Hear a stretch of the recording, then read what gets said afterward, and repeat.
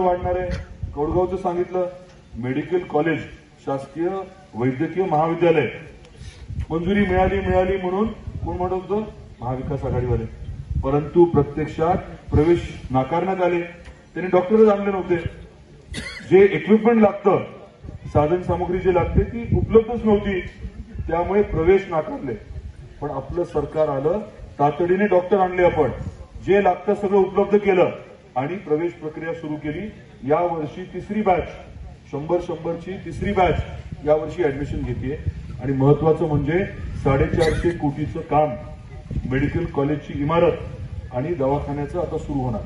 कुठे? नॅशनल हायवेला लागून. आणि महत्वाचं सगळ्यात म्हणजे त्या दवाखान्यात 300 पेक्षा जास्त तज्ज्ञ डॉक्टर तुमच्या माझ्या रुग्णसेवेसाठी उपस्थित राहणार. 300 डॉक्टर.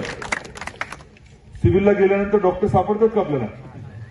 पण इथे 300 डॉक्टर असणार आपल्या सेवेसाठी.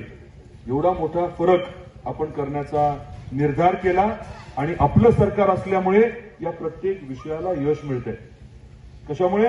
आपलं सरकार असल्यामुळे. केंद्रात कोणाचं सरकार आहे? राज्यात कोणाचं आहे?